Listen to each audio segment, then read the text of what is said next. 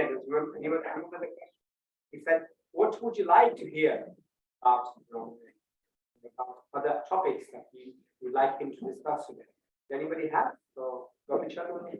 Yeah, just want to know, could you tell us a little bit about your journey to Krishna consciousness? That's not my Say something.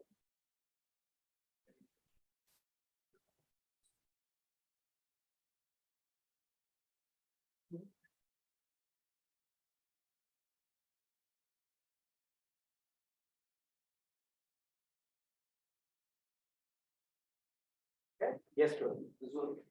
Yes, of course.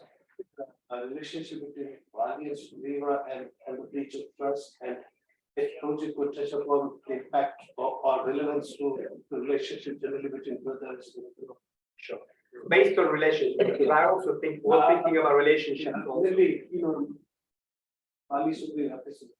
Whether if we were really just army or how the type of relationship works about to you. So sometimes you read the Ramayana story and think about Sita and what has she gone through in her life, and you feel that, especially you mentioned some sage said that she will go to forest for 2 times, and especially the second time that she had to go, the circumstances under which she had to go, she was asked to give Agni Pariksha and all that. Do we think all was that justified? Was that the right thing that happened with Sita, or not? Thank you. And then last one. Your themes, your different themes. Okay, as soon as God will tell you your themes. So what are the main themes in the Ramayana which we should hear about? Okay. Almost thinking with all these questions seems like I'm missing the whole mind. We'll be here for the whole day, that is. Yes.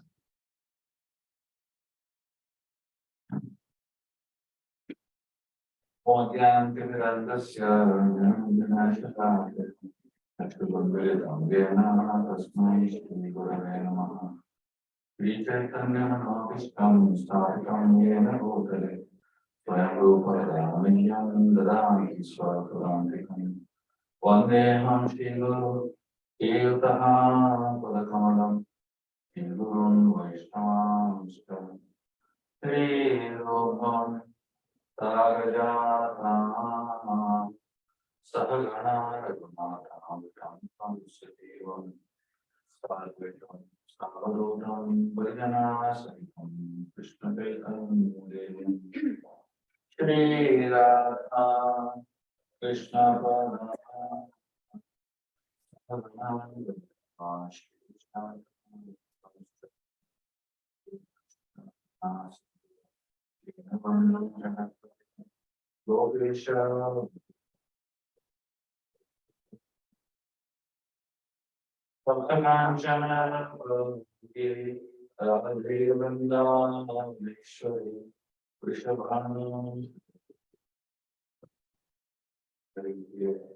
One Shakara Putaru Yascha, Simple Gayavacha, Pavani. Krishna Chaitanya, Prabhu Nityananda, Shri Advaita Vedanta, Srivasa Devaku. Hare Krishna, Hare Krishna, Krishna Krishna, Hare Krishna.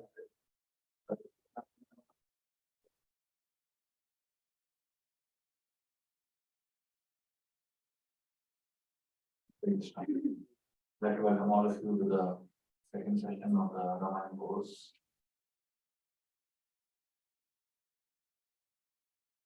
Today, before I get into things that you all have asked, I thought I'll speak something very interesting from the Ramayana.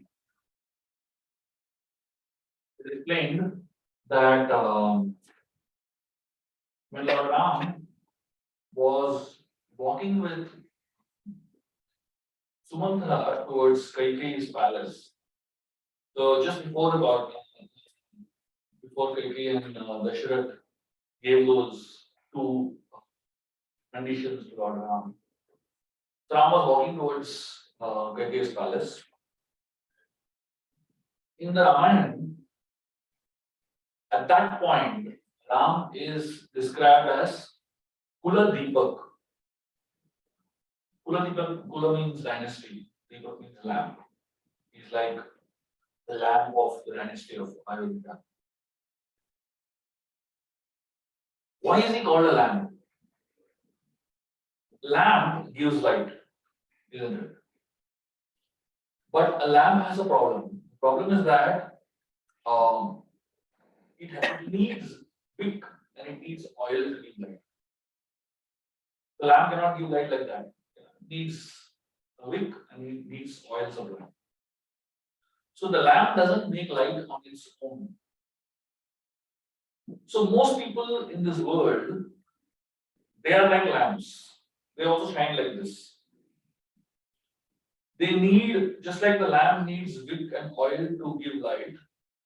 Similarly, a lot of people in this world need wealth, need power, need some intelligence to shine. So apparently here, Ram is called to the Deepak because till now the lamp was shining, giving a lot of light. But there are some strong winds that are going to blow, which are going to put off the lamp, which are like threatening to put off the lamp. But what is Ram's reaction? So when Kaikeyi tells Ram these two conditions, or he wants him to go to the forest for 14 years and she wants Bharat to become the king over there.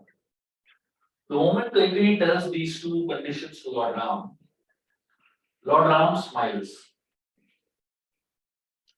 So usually when you're given bad news, how do you deal with it? It's not easy to deal with bad news, isn't it? So most people when they're given bad news, they just break down. Suppose somebody comes to know that all his investments are gone, stock market crash, and then all his money is gone. How does the person react? It's too much, isn't it?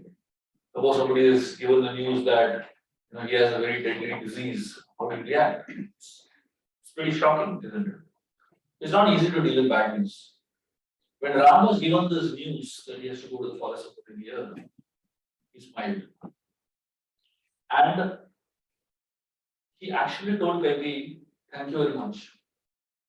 He's saying, I was waiting for a chance like this. Because I always wanted to go to the forest and learn to see this. Somehow I never got the time to go to the forest and learn to see this. So these 14 years are not 14 years of exile, they're 14 years of upgradation for me. Completely, he looked at it from a different perspective. So when he heard that the coronation was not happening, did the lamp go off?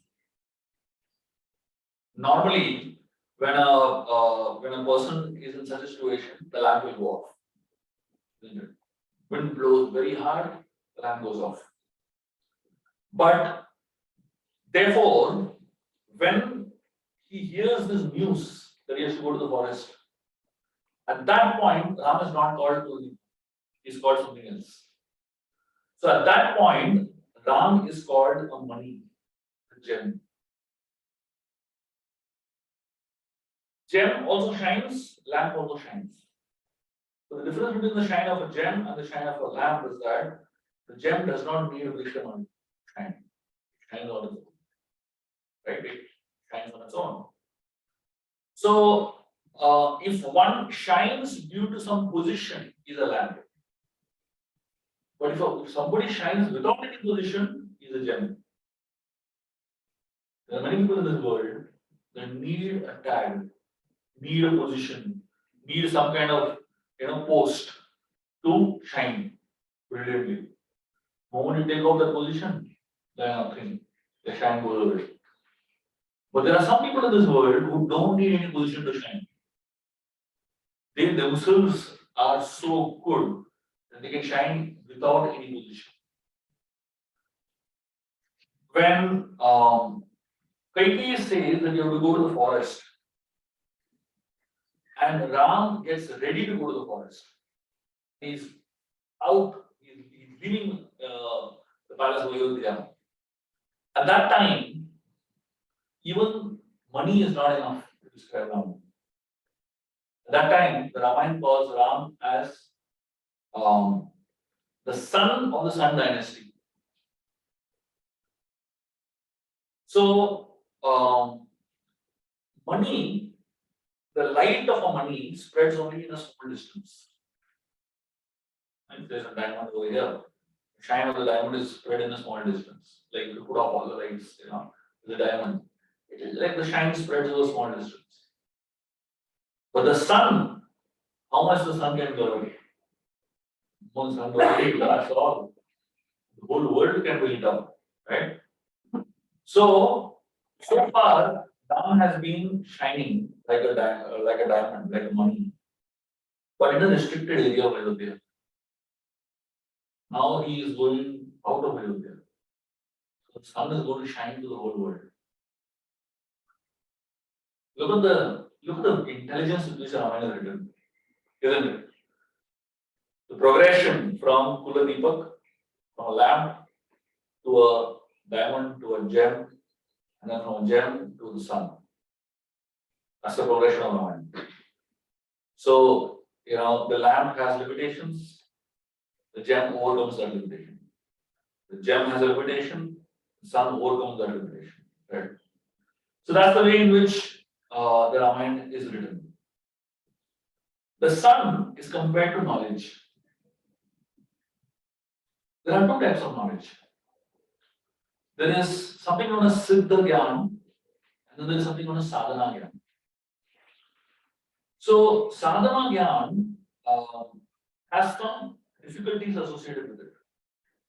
Just like, so what is the meaning of Siddha Gyan? Siddha Gyan means knowledge that comes from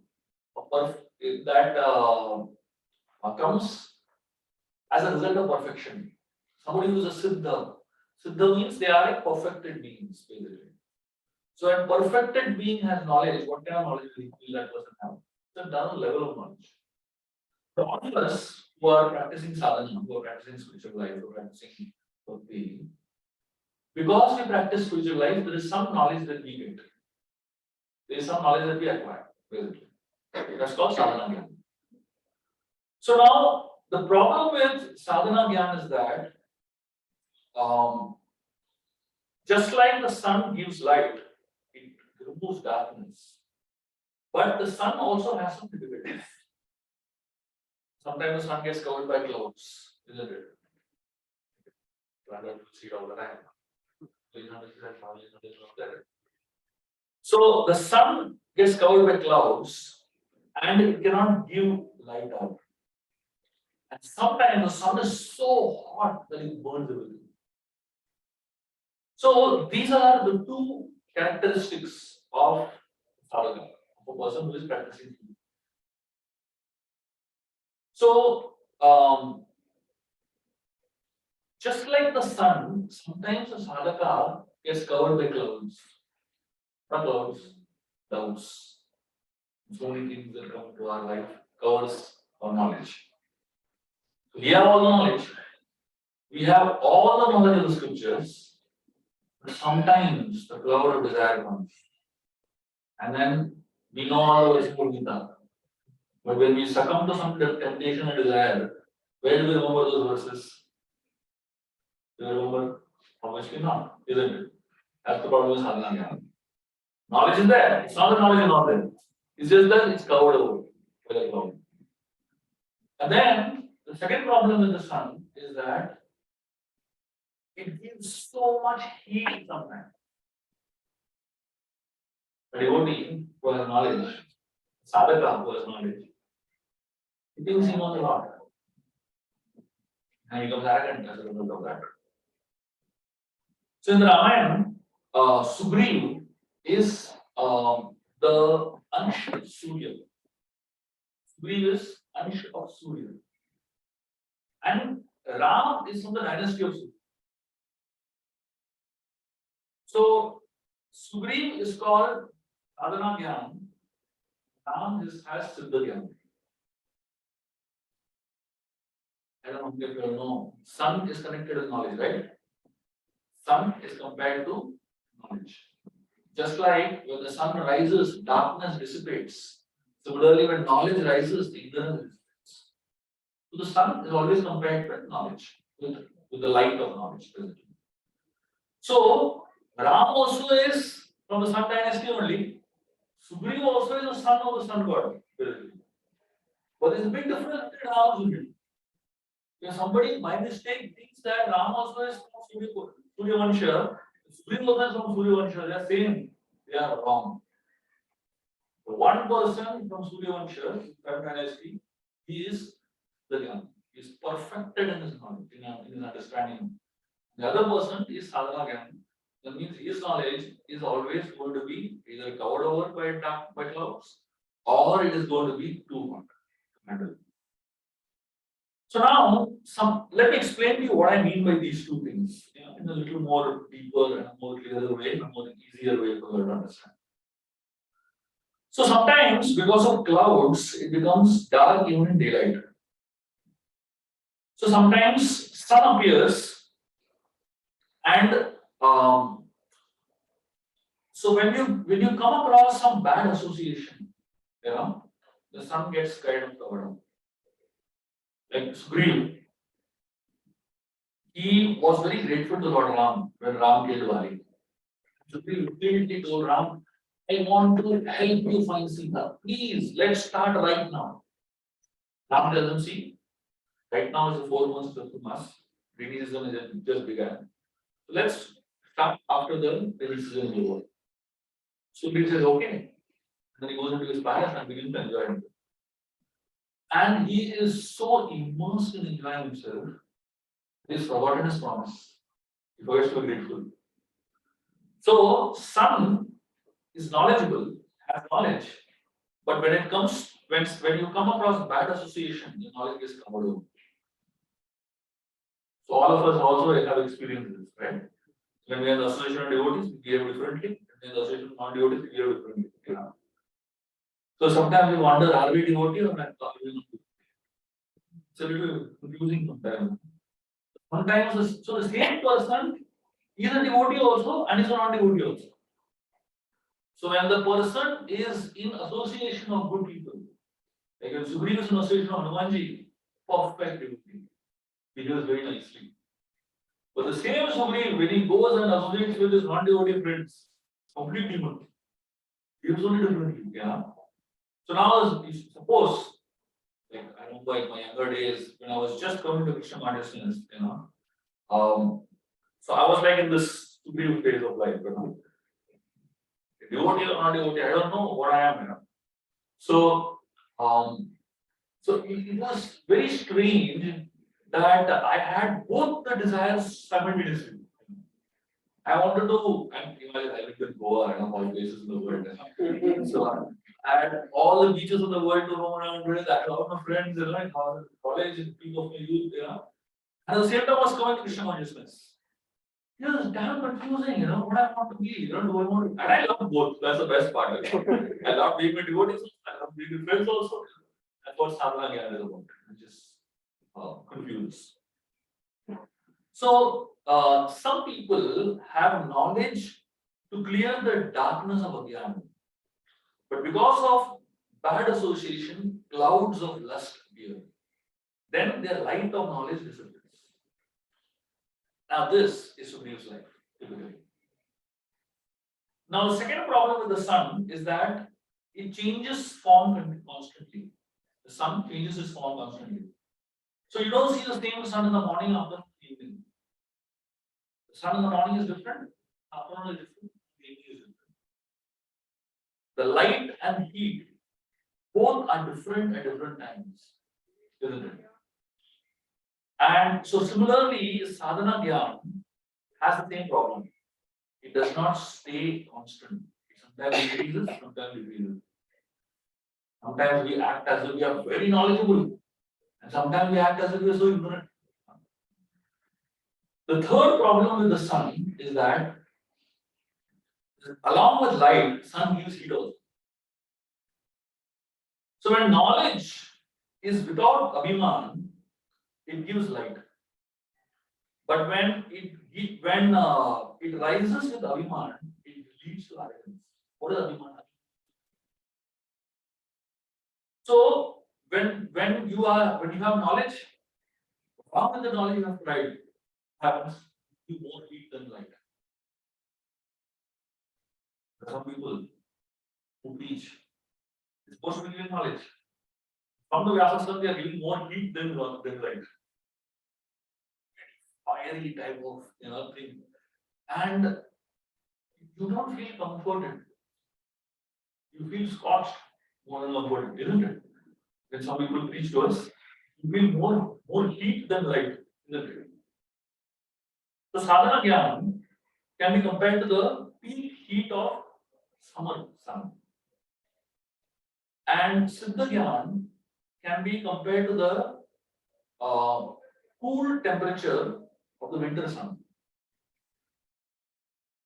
If you come to India during summers, you understand exactly what I'm saying. Right now, I was in India, I would have been sweating like mad. 45 degrees temperature. Madness, isn't it? Who likes that sun? People hate the sun in summer. Everyone looks at the sun and curses the sun in summer season. But the same sun in the winter season, people appreciate. People really respect.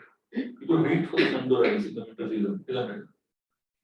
So essentially, the sun is same, but according to whether the kind of heat that the sun generates is either appreciated or not appreciated. So similarly, a devotee, he has knowledge like the sun. But along with the knowledge, if he has heat in that knowledge, then he is giving, along with light, he is giving heat. And who likes someone who gives heat? Who likes someone who is proud of his knowledge? You can make out, right? There are some people speak, or some people share things with us. It is, you can clearly make out that this person is speaking more out of arrogance to show that I know than to actually help us, gain knowledge, isn't it? So, in astrology, there is a very interesting understanding.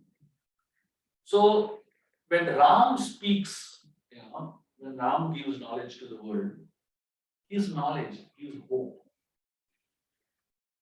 Ram gives knowledge, the way he behaves, he is very knowledgeable. It doesn't show off his knowledge. So, but when Sugriv, gives knowledge, along with knowledge, there is more show off than happening, than knowledge comes. This is the difference between sadhana and siddha, basically. So, in astrology, it is believed that if higher planets are there in your horoscope, then there is progress. With lower planets, there is a decline. So now, interestingly, if sun is high in your horoscope, in astrology, the different planets have different roles in your life, right? So in astrology, when sun is high in your horoscope, is that better? Or having sun lower in your horoscope, is that better? The answer is very, very interesting. So when the sun is high, such a person will gain popularity. When sun is high, such a person will never gain popularity. Conversely, when the sun is low, such a person will be very popular. So high sun is like summer sun, warm sun, and low sun is like winter sun. So summer sun is so powerful that people hate it. So in our life, should we have knowledge? Should we not have knowledge? If you have knowledge, along with knowledge, you have belief. It's not just enough to have knowledge. Therefore, the Gita Krishna says, Vidya Vinaya is important. So he says Vidya is important, but along with Vidya Vinaya. Vinaya means humility. So knowledge with humility leads to Pandita Samrakshana. Such a person can be Samrakshana, but such a person can be equal to everybody. So knowledge from a person who is without Abhiman is very pleasing and very comforting. And knowledge with, of a person with Abhiman, it causes panic and fear. And sometimes it even causes terror, isn't it? So therefore, the Ramayana, it helps us look at all these scriptures or all these concepts in a much different way. Therefore, when Ram is called the sun, what sun is he called? He is not the sun that leads to heat. He is the sun that leads to coolness. Therefore, so when you look at it from this point of view, so in the Ramayana, Vali and Sugriva are two brothers. They both are very powerful people, but at the same time, why does Ram choose Vali over Sugriva? Sorry, why does Ram choose Sugriva over Vali? The reason Ram chooses Sugriva over Vali is because Vali had power, but Sugriva had speed. Vali was very powerful, but Sugriva was very fast. Therefore, when Vali was chasing Sugriva, Sugriva ran all over the world, right? And Vali was chasing behind him, but Vali never caught him. Why? Sugriva was very fast. So the Acharyas explain, actually, God looks for a person who is very fast in running away from pride. Pride is chasing you, and you should run away from pride. So Vali was so proud that he did something that he was not supposed to do. When the Vanaras were sent from the heavens, I don't know if let me tell you the story. It's a very interesting story. When Ravan, Kumbhakarna, Vibhishan and Surpanaka did their tapasya, they pleased Lord Brahma. Brahma appeared, gave them their boons, and they became notorious. They were like really troubling the whole world. At that point in time, all the gods come to Lord Brahma and tell him that please help us, these people are troubling us like anything. And to the extent, all these gods, they were cutting vegetables in Ravan's kitchen. Imagine.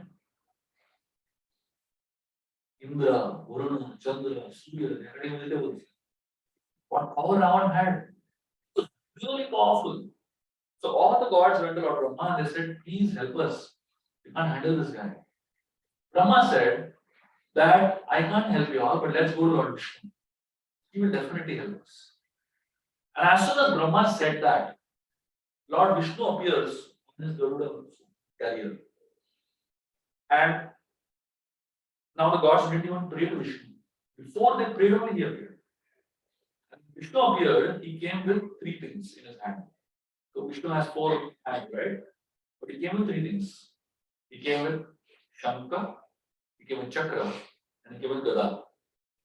He did not bring the lotus. If you're wondering, was there shortage of lotus in Vaikuntha that day? Was there that day lotus didn't bloom? What exactly happened there? Purposely, Vishnu didn't get the lotus because the lotus represents creation. And Vishnu is indicating to the gods by not getting the lotus, time of creation is over. Now it is time to destroy all these demons. That's why he didn't get the lotus. And instead of getting the lotus, he had Abhaya Mudra. He was showing like this. This is Abhaya Mudra. Abhaya means fearlessness. So he's telling the gods, don't worry. I'm there for you. Abhaya is God. So the gods are very happy that Vishnu agreed to help them, and then God Vishnu told them that I'm going to appear in Dasharath's family as Ram, and I want all of you to appear in Kishkinda as Vanaras, as monkeys, to assist me in my pastimes. Now all the gods said yes, and all the gods incarnated on the earth in Kishkinda in all these different Vanaras. The interesting thing here is that all these gods, they came to Vishnu with a problem, isn't it? How did Vishnu solve their problem? He said, I will appear to solve your problem. He told them, all of you you should assist me. That means what? When you go to God with a problem in your life, He expects you to participate in the solution. Don't expect that God will solve all your problems automatically and you relax. So most people, when they approach God, they expect that God will help them deal with their problems without them putting in effort. That's never going to happen. If you approach God with your problem, He will tell you some effort also, right? So all these manaras, they all the demigods, they appeared as manas. And Vali was, Indra, son of Indra. Surya was son of Surya. Like that, Hanumanji was son of Vayu. Like that, all these different personalities appeared. The interesting thing is, why was Ram appearing in this world? Ram was appearing to destroy Ravana, isn't it? But something very interesting happens much before Ram appears. One day, Ravana comes to know that Vali is a very powerful one. So Ravan decides that he is going to go and kill Vali before Vali becomes too powerful. But Ravan also understands that Vali has a boon by which he gets half the strength of his enemies. When an enemy comes in front of him, he has this jewel which absorbs half the strength. So Ravan understood that I can't go from the front. So I need to attack him from behind. So Ravan studied Vali's schedules nicely. And they found out that Vali does his Gayatri 3 times in the 4 oceans. And Ravan decided to attack him at that time. So Vali was standing on the shore of the ocean. His face was towards the sun and his back was towards the shore. Ravan came from behind. His plan was very simple. Cast the tail of Vali, rotate him, whirl him around and throw him on the ground and kill him. That was Ravan's plan. When Ravan came from behind, got the tail of Vali. The tail of Vali started moving around his hands and tightly bound around all over his body. Ravan was helplessly stuck on the tail of Vali. And then Vali jumped from one ocean to another ocean to do his Gayatri, Ravan was hanging on the tail of Vali. Imagine Lankeshwar Ravan hanging on the tail of a monkey. Ravan was screaming, he said, let go, please. Vali just did not listen to him. He took him all over, finished his prayers, and then released him. He asked him, what do you want? Ravan said, I want to become your friend. I came here to become your friend. Ravan didn't want to become his friend, he wanted to kill him. When he realized he can't kill him, he said, why does he become friends? So here, it's a very interesting thing. So when Ram killed Vali, months later, Vali asks Ram a question. Vali tells him, you wanted someone to help you find your wife, to rescue your wife. Why did you come to me? I already defeated Ravan in the past. I could have easily destroyed him today also. I could have caught him and brought him here. You will get Sita back instantly. Vali asks Ram this question. Why didn't you ask me help? Ram smiles. You think God needs our help? Very interesting, right? So Vali is a proud devotee who thinks that he can help God. What was Vali sent for? Vali was sent to assist Ram. What is Vali thinking? That Ram needs my assistance. Not me, that Ram can't do anything. See, many times when you are requested to help someone else, don't think that is that person's need. It is your need also. How is it your need? When we come to ISKCON and we do some service and all that, we start thinking temple needs. We start thinking the movement needs me, the mission needs me. We don't realize, Are Baba, we are the one who need the mission. We are the one who need the service. So after doing a lot of service, I'm thinking, without me, this temple can't function. Without me, the service can't happen. Nobody in this world is each and every one of us are replaceable. The day we disappear from this world, the very same day somebody else will take over what we're doing. Not even the next day, the very same day, literally. Nobody is going to replace him. So Bali, the reason Ram didn't choose Bali was because of the pride that he had. That he can defeat Ram. So now Bali can defeat Ram, then what does it mean for Ram? Ram will come only. So Bali made Ram redundant. Isn't it? It's a very strange thing, you know. Bali made Ram redundant. So Hanumanji also had the power to defeat Ram. He could have easily defeated Ram, isn't it? Why did Hanuman go to defeat Ram? Because Hanuman knew what his role was. Sometimes when you know what your role is, the most important thing that you need to do is don't do anything. Right? Not doing anything is also doing something. I remember many years back, I was very young at that time, and I just joined the ashram.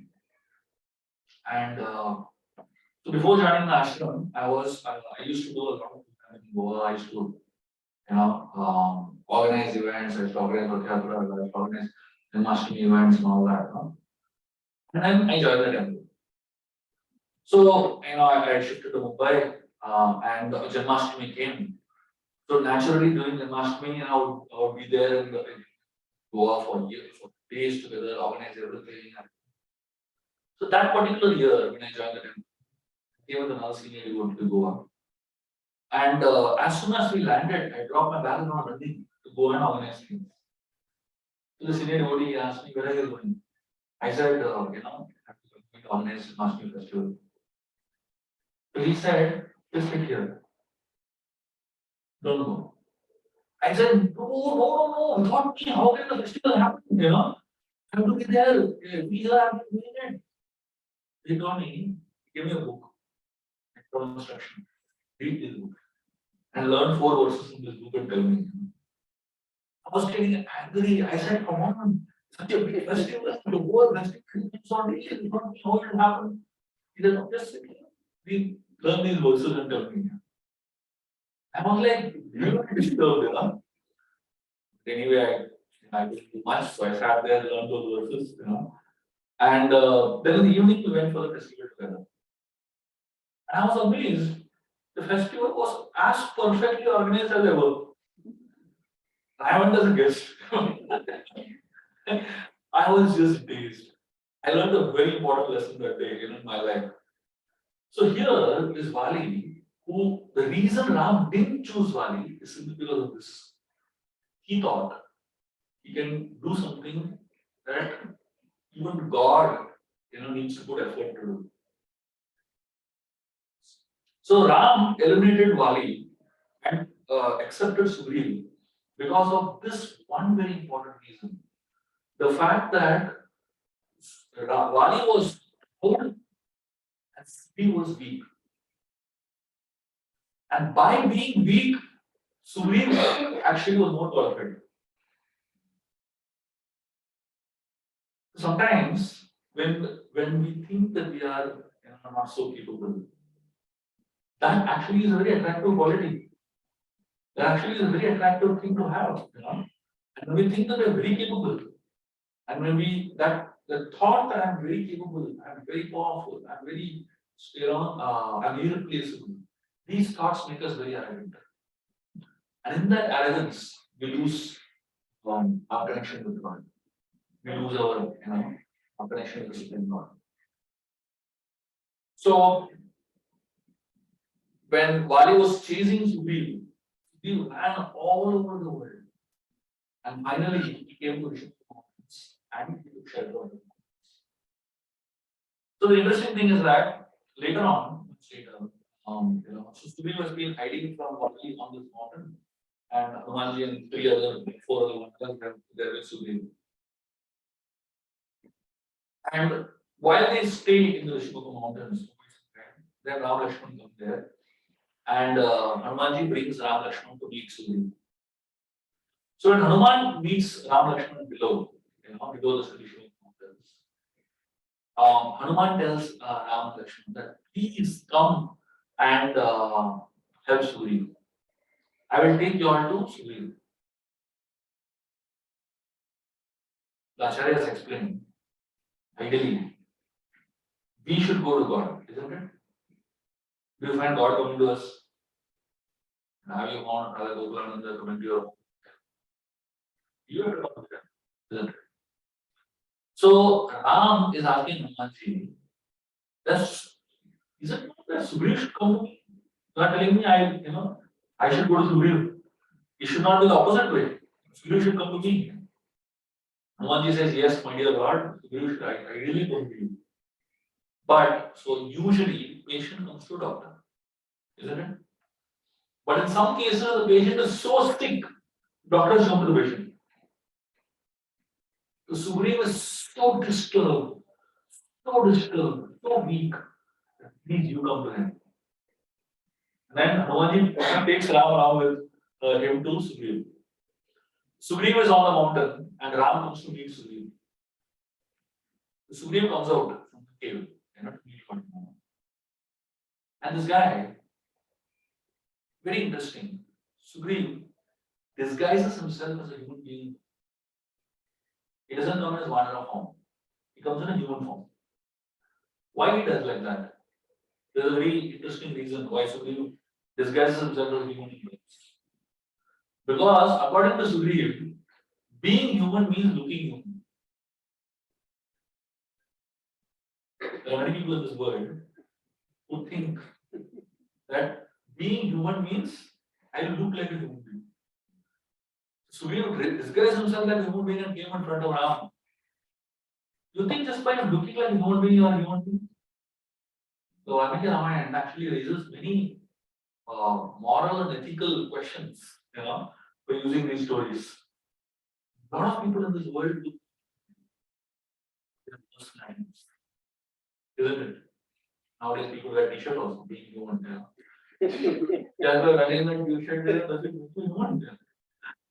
Sugriv, he disguised himself as a human being and came there. And he thought Ram would be very impressed with him. Because he was a human being. Ram was really bewildered. So when Hanumanji came in front of Ram, he also came disguised as a being. Came disguised as a Bhikshuk sannyasi. And why did Hanuman go disguised? The reason Hanuman went disguised is because Sugriv forced him to disguise. Hanuman didn't want to go disguised in front of Ram. Sugriv forced him to go disguised. Why?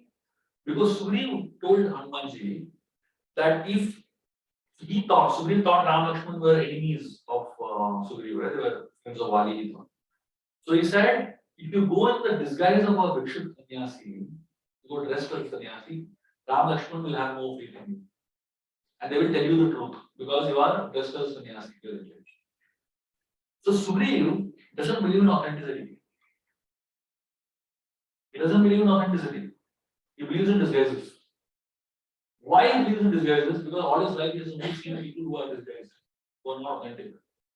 Whoever he had faith in, they let him down. So whenever you keep seeing inauthentic people in your life, you think that being inauthentic is the way to live life. And therefore he told Hanumanji, go disguised. Hanumanji went in front of Ram Lakshman, disguised as a sannyasi. But in a few moments of conversation, Hanuman realized that these people are something else only. And Hanuman couldn't hold his disguise. His disguise dropped and his regular Vanara form revealed. And Hanuman decided in front of Ram and Lakshman, I cannot be something else. He decided that I cannot be something else. So there are some people in your life you should have in front of whom you should be as authentic as possible. Ideally, you should be as authentic as possible in front of everybody. But if not everybody, at least some people in your life you should be as authentic as possible. Sugriv didn't realize that as yet. When Ram Lakshman came in front of him, he came as a human being. And then he comes and shakes the hand of Ram. Hanuman was saying, what nonsense. This guy should be falling at the feet of Ram. Instead of that, he is shaking the hand of Ram. And Ram, when he sees this fellow holding out his hand to shake his hand, Ram holds his hand, pulls him and embraces him. And when Sugriv feels the embrace of Lord Ram, he starts crying. Because he realizes that my own brother is ready to kill me and destroy me. And here is a stranger who is loving me. And then the Ramayana explains that Sugriva and Ram look at each other for a long period of time. If you just look at this part, now Sugriva looking at Ram for a long period makes sense. But Ram looking at Sugriva, like, what sense does it make? Why would you look at a monkey? It's not the monkey is handsome and beautiful or anything like that. You can keep looking. But Ram looks at Sugriva for a long period of time. Why? Acharya explained that this is the first time in the life of Sugriva that he is thinking of taking shelter of Ram. He's thinking of doing some service to Ram. So when a living entity decides that I want to serve God, that form of the living entity who has just decided that I want to serve God is the most beautiful form of the living entity. Living entity looks most beautiful. The moment the living entity decides that I want to serve Srila Prabhupada, when he, I don't know if you all know the story of this Hollywood actress, Jagat Tarini Mataji, who was before, she was a very famous Hollywood actress before. And she, became, so she came to America, she was in Australia basically. So she came to America for some shooting. And while she was in the American airport, returning back to Australia after her shooting, she came across devotees in the airport who were distributing books, and she had a few hours time, So the devotees invited her to the temple. So she left her luggage in the airport. She went to the temple to, meet Prabhupada and treat the devotees. She was so inspired by Prabhupada and all the devotees, she just didn't go back. She stayed back in the temple. She became a devotee, and she was became a full-time devotee at that point. And then eventually, some newspaper reporters came to know that this one Hollywood actress was become a devotee here. And somehow some newspaper guy got inside and he took photograph of Jagatharani Mataji in a sari, washing pots in the temple. So the next day, there was a photo that came on the newspaper headlines. Hollywood actress turned Hare Krishna devotee. There were two photos. One photo was like the dazzling Hollywood style photo. Next photo was a Hare Krishna devotee photo. And someone came and gave Prabhupada this newspaper. Prabhupada saw this newspaper. He saw all the photos. And he asked all the devotees there. And this Mataji was feeling so embarrassed, Prabhupada had to see that photo of us. So then Prabhupada asked all the devotees, in which photo does she look more beautiful? Devotees are like, they obviously, as an actress, anytime she look more beautiful, right? Prabhupada said, in this photo, when she's serving the Lord, that's when she looks beautiful. So when the living entity is engaged in seva of the Lord, that's when the living entity's beauty is the most. So here, Ram was looking at Sugriva for a long period of time because here is a guy who is like just on the transition of going to become a servant of the Lord. And then Sugriva, he wants to discuss with Ram his whole problem and he wants to discuss his problem. So he invites Ram to sit and have a discussion. And Sugriva brings the branch of a huge tree, a stal tree, and puts it on the ground. I mean, they didn't have a palace, obviously, they were out of the kingdom. So he offered that big branch to Lord Ram to sit on. Ram sat on one side of the branch. And this guy goes and sits on the other side of the same level as Ram. So Hanuman is thinking, what a stupid fellow. I mean, and on top of that, he didn't offer Lakshmana a seat at all. He was thinking, I am king, he's a king. He lost the kingdom, I lost my kingdom. I lost my wife, he lost his wife. Both of us equal. Sugriva didn't understand that no matter Ram, whether he has lost everything or not lost, he's still something else only, isn't it? So Hanuman was feeling very bad for what Sugriva did. And Ram also noticed it, and Ram felt very bad. Lakshmana was not respected properly. And then Hanuman ran and he got the branch of a better tree, sandalwood tree. And he offered it to Lakshmana to sit. And Lakshmana sat on that side, on the branch, and Hanuman sat on the ground. He didn't sit in the same level. Hanuman didn't think, they are kings, I'm minister, we both are ministers. Hanuman didn't, he realized Lakshmana is different people. He's Adi Guru. So Ram, when he saw Hanumanji, act like so sensitive, he was really touched by Hanumanji's sensitivity. So as I was saying, Sugriv was disguised as a human, but he did not have any qualities of human. Hanumanji was authentic in his Vanara form, but he had all the qualities that made him not just human, much more divine than human. So much later, after all this, happens, Sugriv tells all his problems between Vali and Sugriv. He talks about how the whole fight began. So Vali and Sugriv, they loved each other. They were very, very close to each other. One day, so there was a series of problems that happened in Kishkinda. There was one demon named Dundubi that attacked Kishkinda. Vali killed the demon Dundubi. After Dundubi was dead, Mayavi came to attack Kishkinda. There is a reason why Dundubi and Mayavi specifically attacked Kishkinda. The reason is because Dundubi and Mayavi, their father was a person named Mayasur. So Mayasur was a very powerful Danav. And this Mayasur once he acquired some strengths, some powers. And what that he acquired was a very interesting power. He came to know of a trick or rather a technique by which you can steal knowledge from somebody else's brain directly. Imagine. It's called hacking. Online hacking.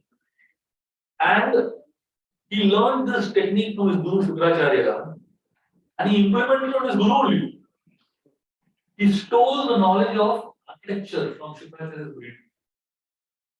And he became the best architect in the whole universe.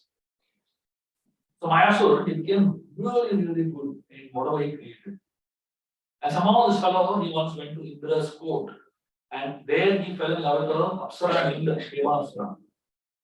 Hema also liked this fellow. They got married to each other. And as a gift of their marriage, Mayasur gave a city with a massive palace to Hemapsara as a gift. And that city was named Hemapura. So Hemapsara and Mayavi, the Mayasur, they started staying together in the city. They had two sons, Dundubi and Mayavi.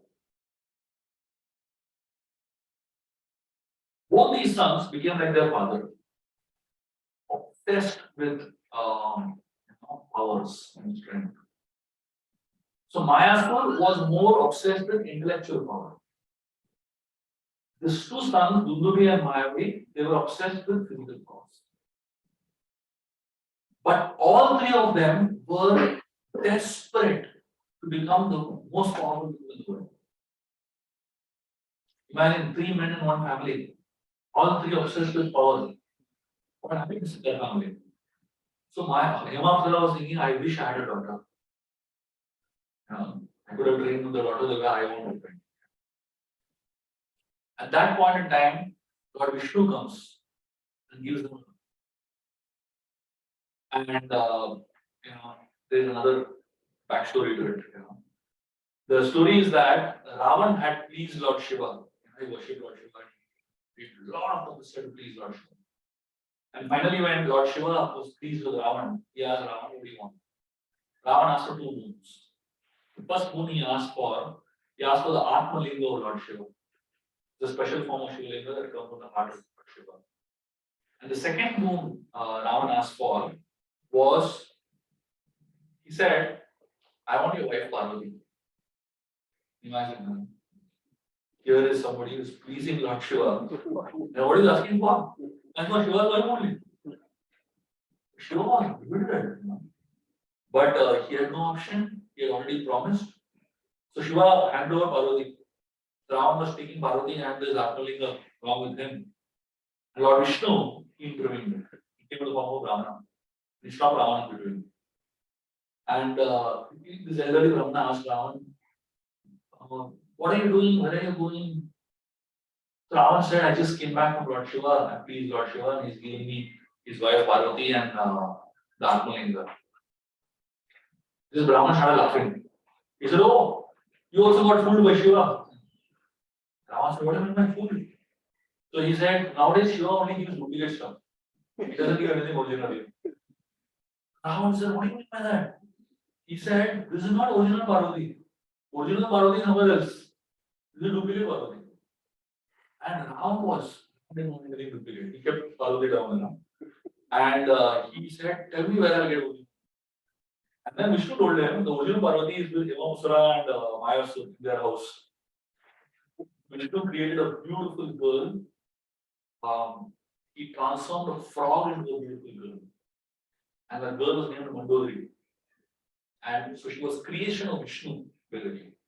And she was handed over by Vishnu to Himamsura and Mayasur as a daughter. Therefore, this lady, Mandodari, is very different from her siblings, and from her father also. So Himamsura raised her up in a very, very different value system. Therefore, Mandodari is considered to be one of the most celebrated women, right? Even though she's Ravan's wife. So then Ravan went and married Mandodari. That's the background story. So after Ravan entered in the life of these people, Dundubi and Mayavi became Ravan's brother-in-law, right? Ravan became their idol. Ravan became like their, inspiration. See, everybody needs inspiration, right? So imagine if Ravan is your inspiration, what you will do. So these two guys became obsessed with power. They were like associated with Ravan quite a lot.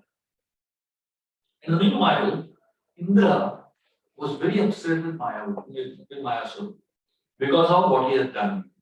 So Indra had come to know that this Mayasur managed to steal the knowledge of architecture from Shukracharya. Mayasur became better than Vishwakarma in architecture. See, the nature of skills and talents is that the more you excel, the more you attract envy. See, when you excel in anything in life, there is somebody going to be very irritated without a reason. And if there is a reason, there is going to be more irritation. So Indra one day came to the house of Himamsura and Mayasur. Initially started glorifying Mayasur like anything about his architectural abilities and all that. Then he started becoming angry at Mayasur for stealing that knowledge and for doing all unethical practices. And then out of anger, Indra killed Mayasur. Mayasur was dead in his own house. So Hemapsara, when she became a widow, she was very sad that she lost her husband.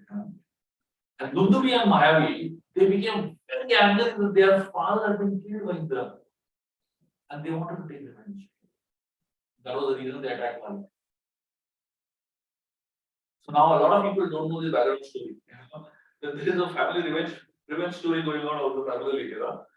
So Mayavi, so Dundubi attacked Vali first. And Vali, he picked up Dundubi like anything. Dundubi is a huge buffalo. That's the form. So Vali managed to kill Dundubi. After he killed him, he swung the body of Dundubi, threw it very far away.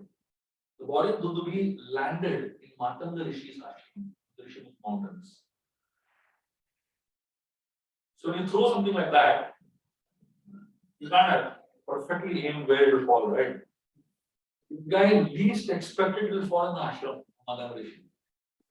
And the body fell in the ashram, Matanga Rishi, the whole blood splattered everywhere, and the whole ashram got contaminated. Matanga Rishi had to leave the ashram instantly, and then he cursed Vali that because you threw this, this body carcass on my ashram, it cursed you the moment you step on this mountain, you will die. Your head will split into 1,000 pieces. So therefore, Vali couldn't enter the Rishi. So after this curse of Matanga Rishi was dead, then Mayavi attacked Vali. The next. But Mayavi already knew after Dundubi's experience that Vali cannot be handled easily. So after the attack, he started running away. And he started taking Wali to another place where he is not in control. So in Kishkinda, Wali is in control, right? So he wanted to take him off Kishkinda and fight with him in a different place. So he took him off Kishkinda and they went into a, so Mayavi disappeared into a cave. And then Wali was running into the cave. And as Wali chased Mayavi, Sugriv ran behind Wali to help him. So till that point in time, Sugriv and Wali had great friendship, they had great love for each other.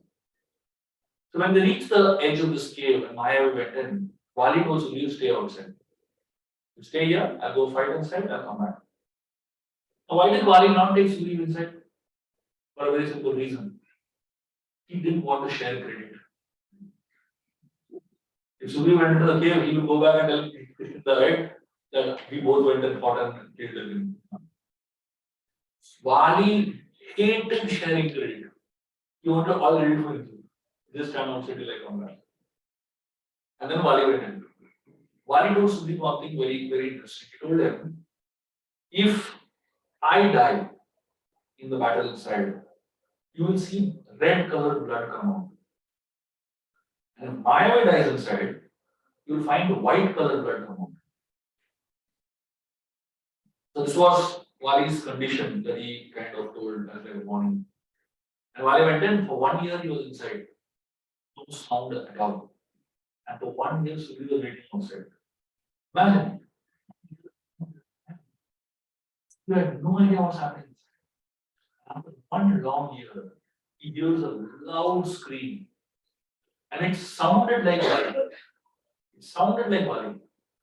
He was not sure whether it's Wali or not Wali. And then he waited for blood. And lo and behold, white blood came out. So the interesting thing is that Mayavi, with his trick, transformed the white blood into red blood. So now Sugriva was not sure whether it is Wali dead or Mayavi dead. So therefore, Sugriva didn't want to take a risk.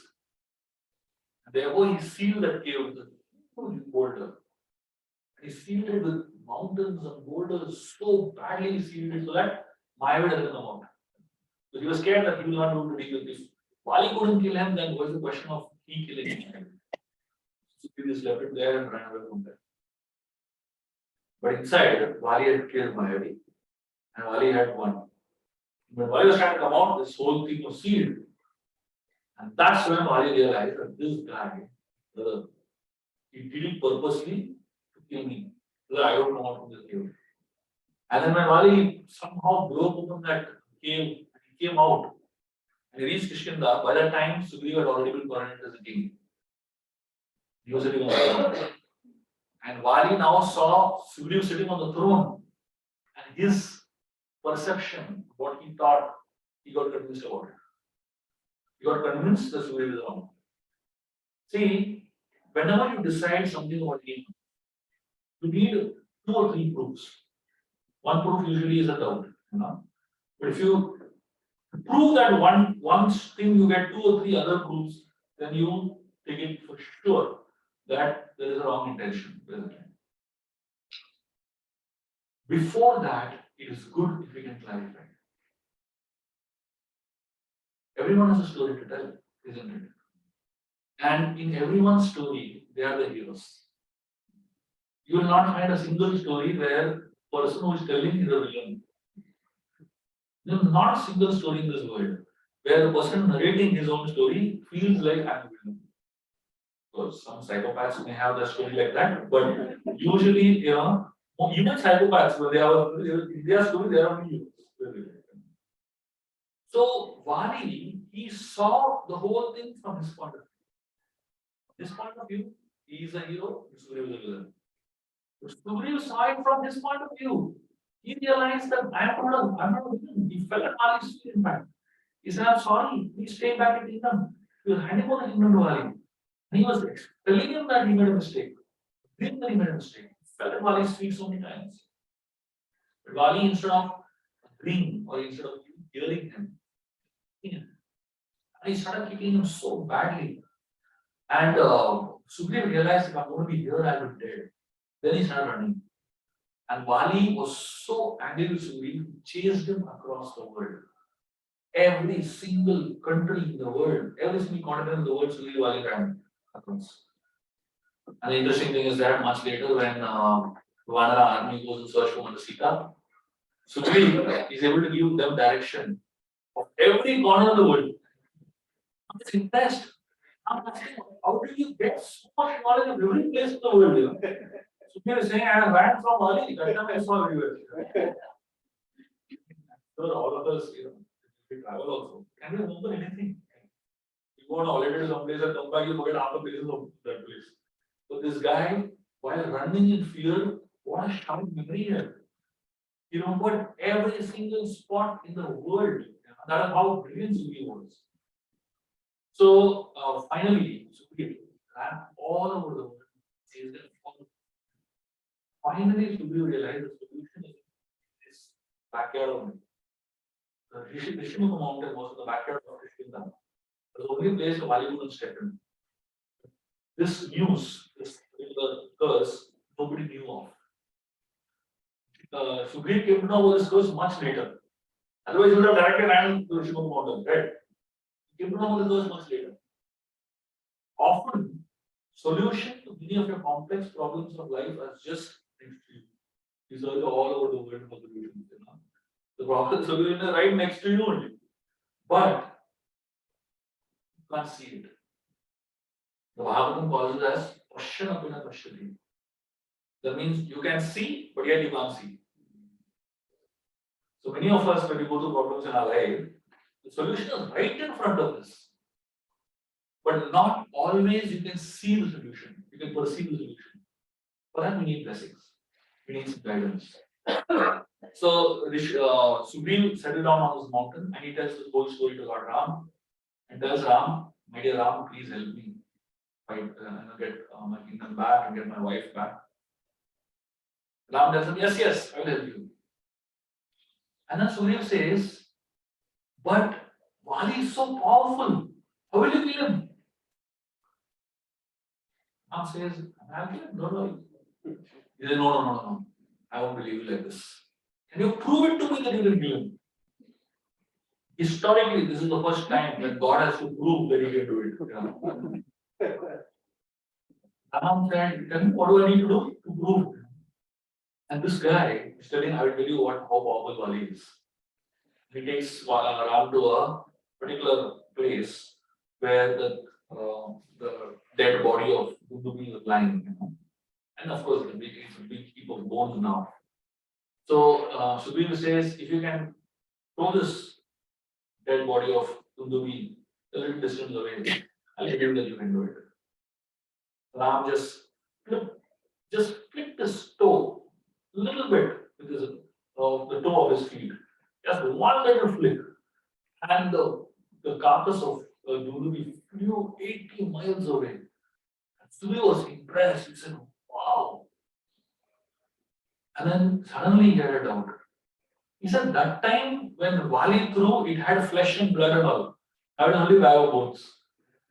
How can I be sure? This is the problem with sadhana gyan. Knowledge is there, but the knowledge is covered by doubts all the time. It kind of, sometimes I have full faith in God, sometimes I have doubts. Sometimes I have full faith in spirituality, sometimes I have doubts. Sometimes I have full faith in devotee, sometimes I have doubts. Sugriv said, unless and until you prove it beyond my doubt, till then I can't be sure. But he can. Let's try again. Sugriv, he took Ram to a place where there were 7 trees standing in a circle. These are 7 massive sal trees. And Sugriv says that Vali comes here to test his strength. So what Vali does is he climbs one tree and he bends the tree down. Then he pulls another tree. He pulls all these 7 trees together and then he shoots the trees, leaves them. All the leaves of all the 7 trees they fall. This is his test of strength. So Sugriv says, can you remove leaves of one tree and show me? Ram says, okay. So Ram, see, the way Ram operates is at a much higher level. So Sugriv is talking at a very low level, a very huge level, a very basic level. But Ram understands who these 7 trees are. There's a background story to that. The Ramayana is so amazing. Unless you understand all these background stories, you don't understand Ramayana. So if you go and read Ramayana, all these background stories will be there. So what I have done is that I have studied all the Puranas, all the background stories together. Therefore, in that sequence, all these background stories make sense. So the 7 trees, they have a past story. One time, there were 7 boys. There were 7 Brahmana boys. They studied under a great teacher. They learned so many great skills. And of all the many great skills that they learned, they also learned magic. And out of their after they passed out in the school, they wanted to test their abilities. They created a magical snake, a huge mystical snake. And these 7 boys, they used to take joyrides on the snake all over, just standing on the body of the snake, going all over. One day, they decided to play some mischief. So they transformed themselves into 7 trees. And they embedded themselves into the ground. They're standing on the snake. The snake was in a circle and embedded into the ground. The 7 trees were standing on the snake. They were waiting for somebody to come. So they're standing in a circle, And they decided that the moment someone comes inside, in between the 7 trees, the trees will start moving together. Imagine what a horror movie it will be. Trees moving towards you. So these, unfortunately for them, that day, Agastya Muni walked in. If anybody else could have walked in, they would have had fun. But unfortunately, Agastya Muni walked in that day. These 7 trees started coming together, Agastya Muni realized that these are stupid boys, He cursed them that you remain trees like this only forever. And that's when they got stuck on the ground. They started begging forgiveness from Agastya Muni. And finally, Agastya said, Lord Ram will come and relieve you all from this body of trees. And this story, obviously, Ram knows, isn't it? And this story nobody else knows. Sugriva is pointing out to these 7 trees and telling Ram, can you remove leaves of one tree? Ram is not going to remove the leaves of the tree, he is going to liberate the trees now. So Ram comes in between those 7 trees. He does something amazing. So I told you there's a snake below, right? On which the 7 trees are standing. Ram goes and presses his feet on a small stone mound. The stone mound is actually the head of the snake. When he hits his feet on the stone mound, the snake straightens up. And all the 7 trees fall in a straight line. Ram shoots an arrow, the arrow penetrates all the 7 trees, all the leaves of all the 7 trees fall, and then the arrow goes far to the closest ocean, washes itself, and comes back to the pool of water. And all this happens in a split of a second. Only ones who actually saw it were Hanumanji and Lakshman. Sugriva didn't even see what happened. But he saw all the leaves fell. And the moment Ram lifted his legs, the trees fell back in circle. And those 7 Brahmana boys, they got liberated their curse. After this incident, Sugriva said, now I believe you can be wise. To get confidence from a devotee, how much God has to give. All of us, we want to take shelter of God. But imagine how much effort God has to put in developing your faith in Him. And it's universal, isn't it? Everyone wants to test God. Imagine if God starts testing us, what will we ask it? Fortunately for us, God doesn't test us.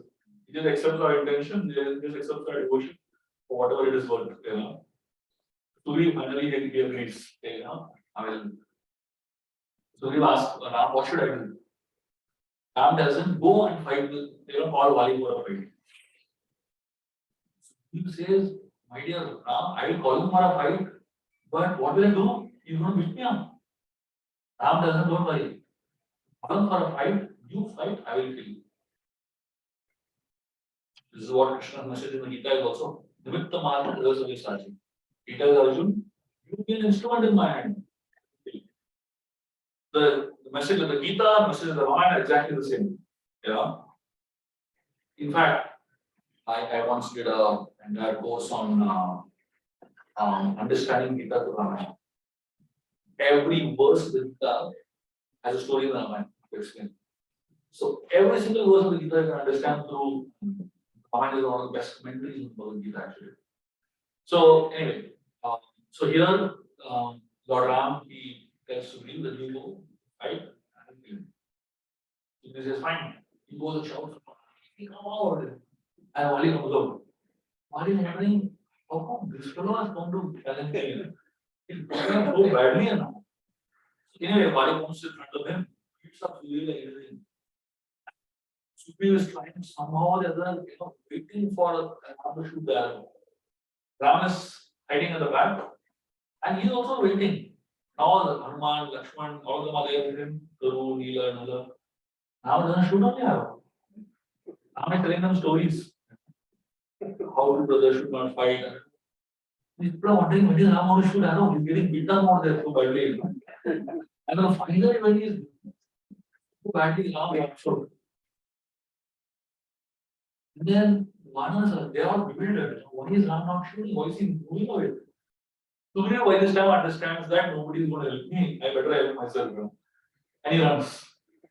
As you know, Sugriva is faster than Vali, right? In running. Vali is stronger, but Sugriva is faster.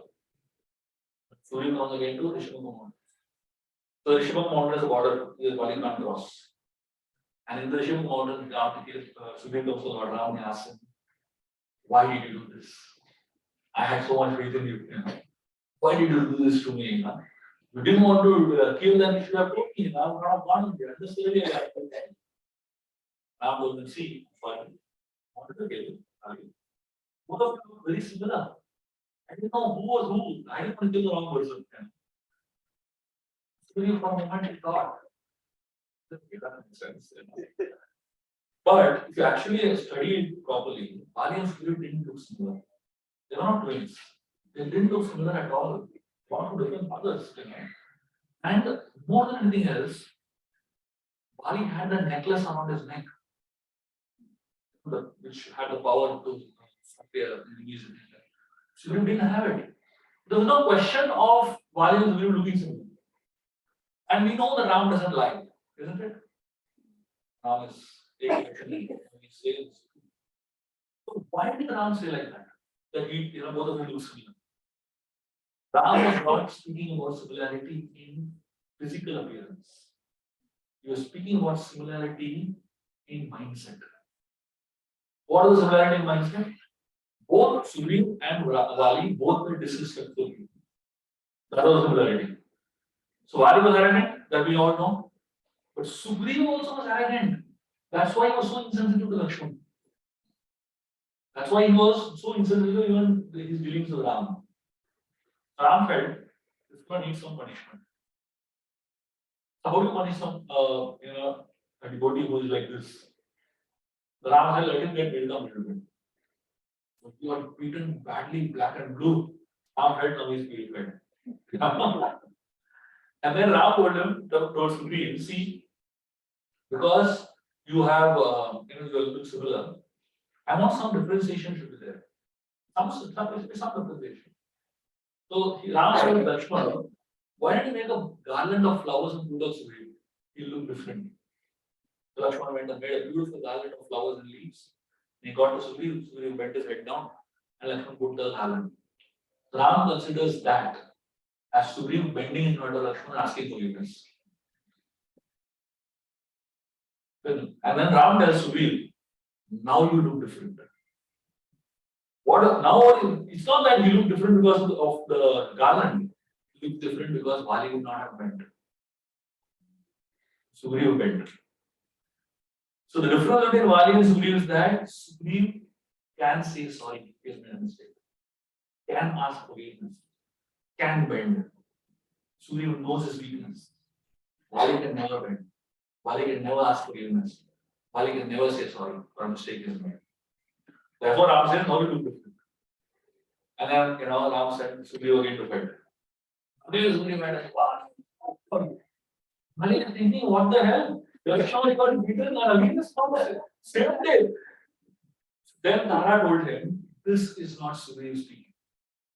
Confidence in his voice is somebody behind him.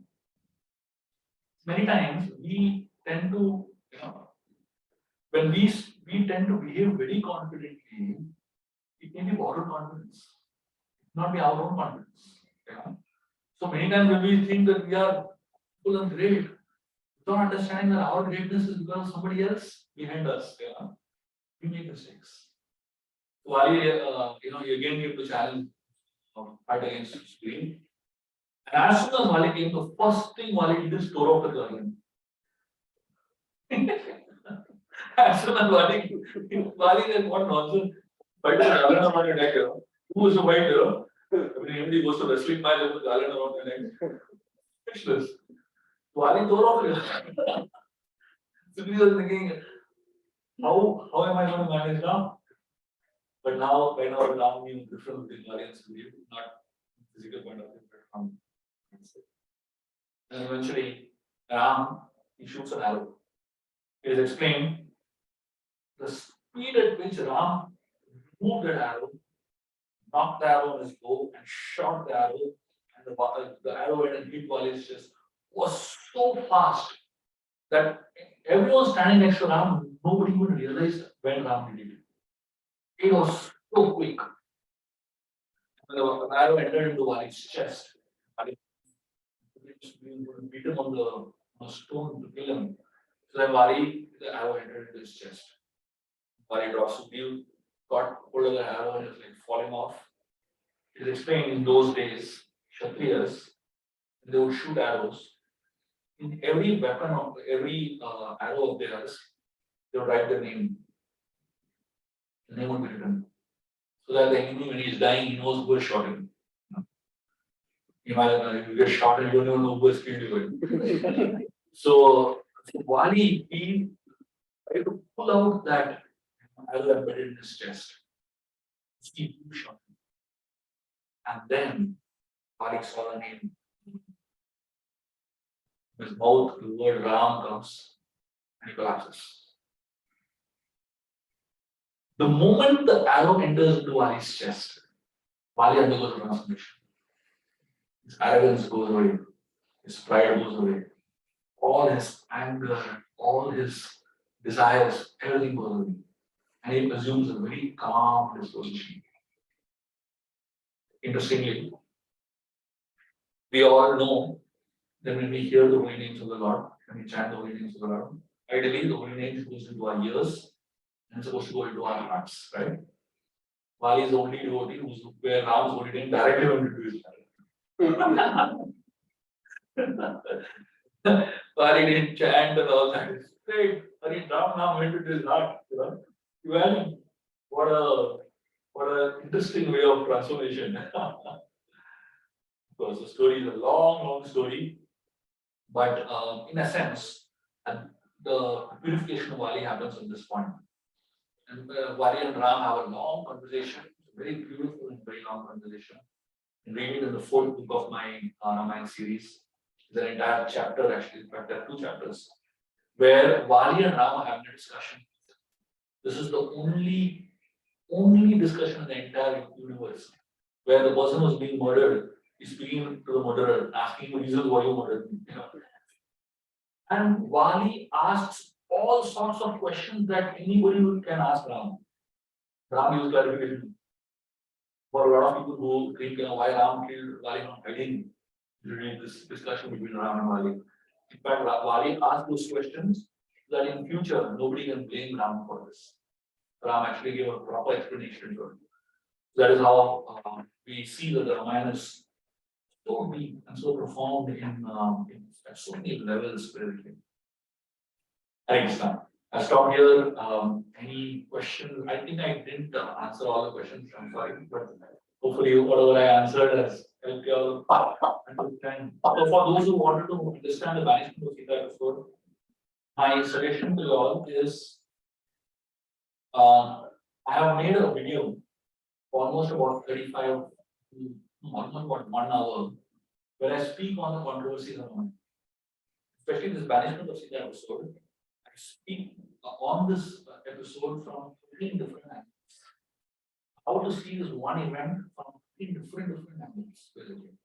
So I'm quoting references from Ramayana, I'm quoting references from different scriptures, commentaries of Acharyas, and exhaustive, deep analysis of on this episode of the management of Sita. If any of you all want access to that, please contact me and I will help you all get access to that recording. And that one recording will help you sort out the whole doubt on this.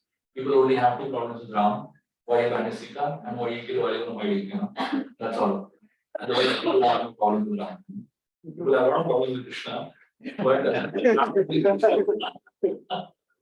so if you hear this video, you will get an answer, very good answer to it, and it's very convincing. On YouTube. Yeah, it's on YouTube. Yeah, I'll share the links with you all. Just one question. What was Vali's offense for which he was straight at? He did the same thing that Ravan did, kidnap somebody else's wife. That's good enough. So if Vali had to be forgiven, Ravan had to also be forgiven. And the second offense that Vali did, which was even more serious from Ravan's point of view, is as a leader, if someone takes shelter of you, you're supposed to give shelter. So we fell at Vali's feet, but Vali was not able to. So Ram felt he doesn't deserve to be a leader because he couldn't give shelter to someone who was taking shelter. So these are two offenses given to Ram which were good enough for Vali. Anything else? Any other questions, comments? Yes, Paul. Thanks for that note of taking shelter. We are in the yoga material world that though somebody is seemingly taking shelter in disguise, they're actually miscreant in the form of taking shelter. Just like how you want to Maharaj creation. How do we sort of decipher between that? What's the right action to perform? So great leaders are those who are able to give shelter even when people come to them with wrong intention. So Maharaj Parikshit had complete understanding that Kali will try to misuse. But as long as he ruled, there was no way Kali had any option. So basically, it's not that the leader doesn't understand that. He understands that, but he still has the ability to, supersede it or rather deal with the problem that comes. So, of course, in today's context, if you don't have the ability to deal with the problem that comes as a result of giving shelter, you should be careful. So you should be at least selective in. So if you at least understand somebody's intention is good, you should definitely. Like in this particular case, his intention was right, But Vali still was so difficult on him. And more than that, it was his own younger brother. Not being merciful to younger brother. He really loves you and respects you. It's absolutely bad. Yes.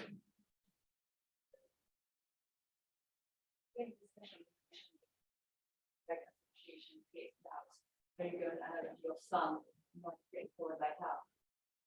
What about the having the association, you have constantly your own inner challenges or own shortcomings? That's going to be there with us. How would you? You're not going to sit in yourself? Yeah, because our mind, Yeah. our own inner shortcomings, our own other parts that we constantly have to treat. Yeah. And that can also bring us down. Yeah. So the way we deal with our own anarthas is two things. One is by taking shelter of the Shastra. Because scriptures give us direction and give us some clarity on how we can deal with it. And second is by taking shelter of devotees, whose intelligence can guide us. So if your own intelligence is weak, then borrow intelligence from somebody else. So especially when you're going through struggling phases in your life, it's good to consult guidance. It is also good to talk to devotees about your shortcomings. Because when devotees know, at least, like not with everybody, but at least with some devotees, you should be able to use them for your shortcomings. And when they know that you have some shortcomings that you're struggling with, then you usually help. Anything else? Yes. Prabhu, you gave me quite some dilemma. I started by taking notes. I was going to take lots and lots of notes. Okay. But I found that even as I was writing, I was listening to what you were saying. So I had to stop because I didn't want to miss anything that you were saying. You have that quality that almost everything that you're saying is very important. And it was giving me this challenge to really focus on my listening, which is Shravanam, the first thing in the list, Shravanam, how to listen. So I learned so much today, so thank you for that. I suppose I have many things that I would like to ask. But I'll just maybe touch on one of the things, one of the many things that you spoke about. And it threw me a little bit because you mentioned how weakness is a very important quality to have. Because I've always seen myself as a weak-hearted devotee. I've been around for a long time. I'm 72 years of age now. I'm getting towards the end of my time in this lifetime. And I still struggle. I still struggle to surrender. Dharma, that's what it's all about, surrender to Krishna. And abandon all varieties of other distractions. Abandon them. I know this is Krishna's teaching, but I'm weak to this day to the distractions. Of course, I'm not going to spend too much time trying to analyze why that should be, because I know that you're just saying associate with the right people. You've even mentioned that even if it's one person with whom you can open your heart and be authentic and talk to, these are the. But okay, so my question would be, could you maybe elaborate a little bit more on how it is that weakness is such an important thing? Yeah, weakness is represented, I think, here by Sugriva. Yeah. And on the other hand, pride is represented by Bali, arrogance and pride. And so I'm interested to know how it is that my weakness can be it can be important, because I have it in abundance. Thank you for your question. Thank you for being so genuine and so authentic in your question. Thank you for listening attentively. I'll give you an example. Suppose there is someone who has done fasting on Nirjala Ekadasi. No grains, no water, nothing at all, 24 hours. And then there's another person who has not done fasting. And this person who has done fasting, and look at everything, and the person who has not done fasting and tells him, what is this? Such a fallen soul. Not able to fast. Look at me, I've done fasting. Who do you think is going to be more attractive to the Lord? And the person who is not fasting is feeling so miserable and so bad, thinking, I'm so fallen, I'm so useless, I have, my body is not able to handle this. I wish I could fast. Who will be more blessed with you? Interesting, isn't it? Yeah. So a lot of times, by thinking that we are great, we actually fall in the eyes of the Lord.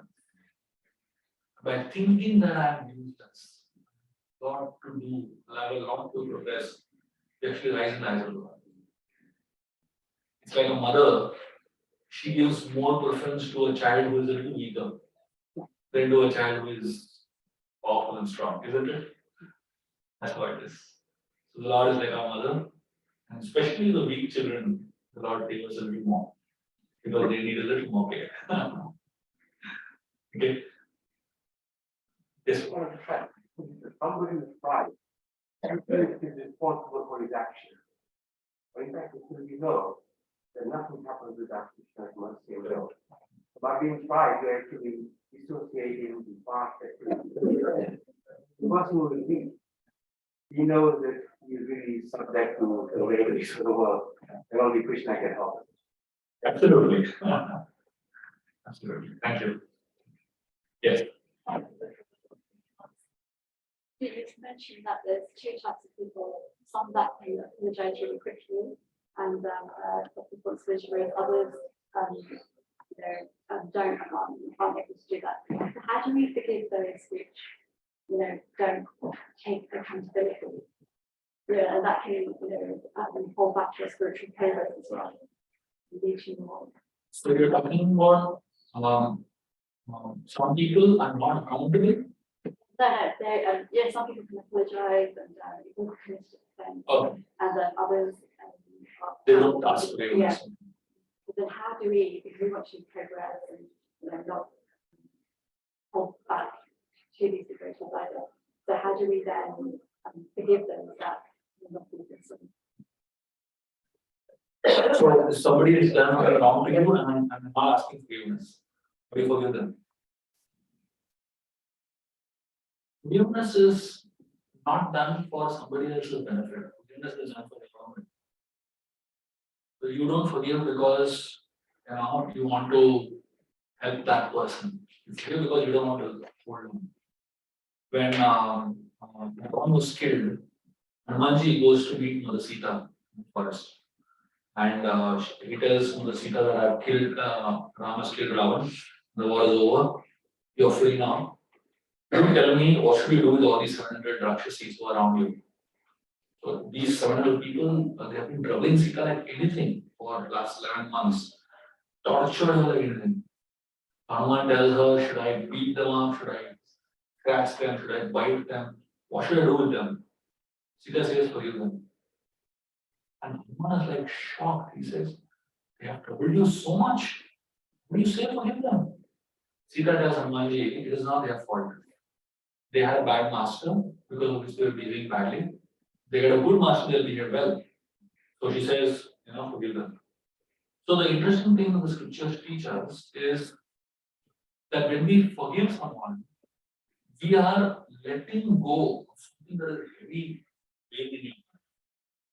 So when you carry that heavy stuff in your heart for a long period of time, you are the one who is suffering. So by forgiving, you are not forgiving that person, you are actually helping yourself go ahead in your life. You have to get started. Yes, ma'am.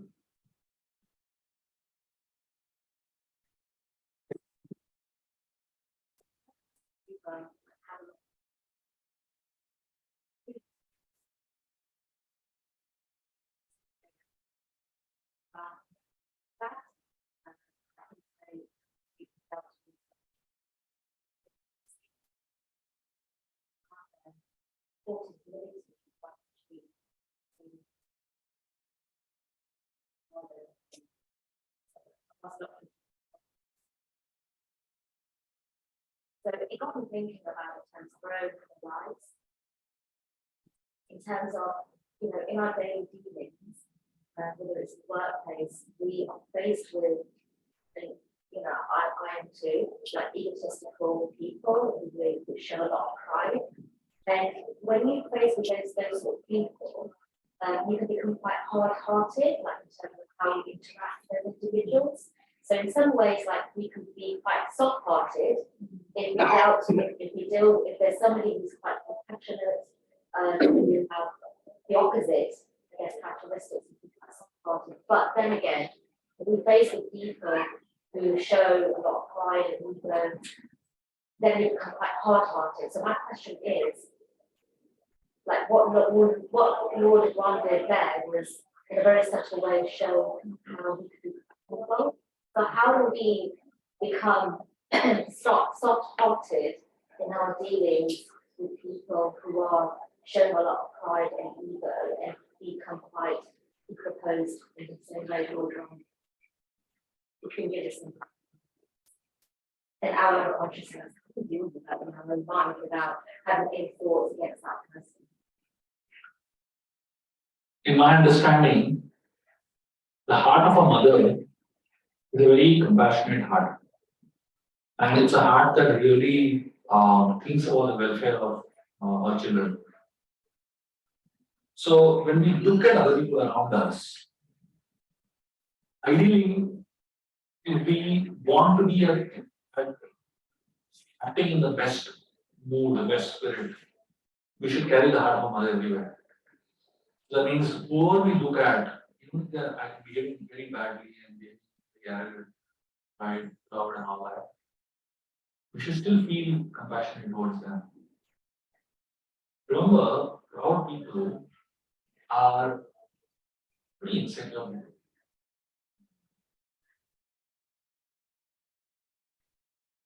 They speak a lot about themselves, because nobody's speaking about them.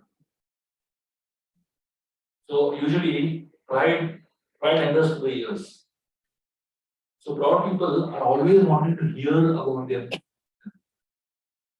If nobody's speaking about them, they speak about themselves.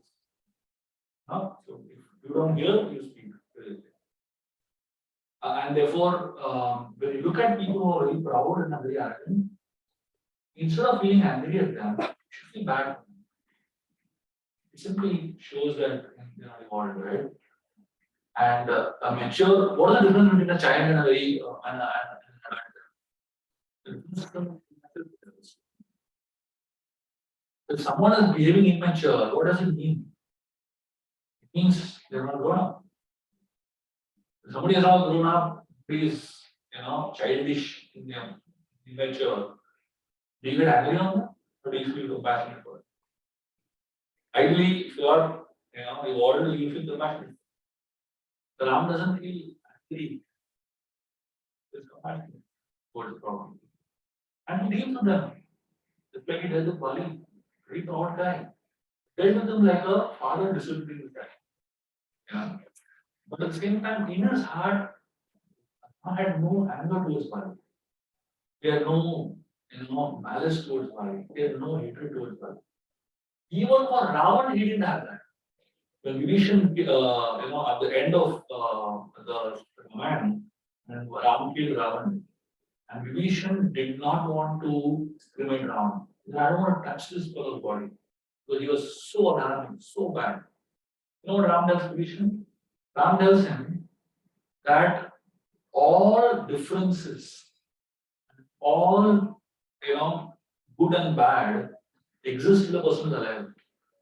After a person dies, you have to respect his body. And he says, he's your brother. Now all the reason that he is proud, anger, arrogant, all that is gone. Now please give him a very decent and royal burial according to his stature. Ram actually makes Vibhishan do that. So ideally, who should have been most angry at Ram? Ram did, right? Ram did really the worst to him. But after that also, Ram didn't carry the anger. After the person is dead, what do you can carry anger after that? Let it be. Let go.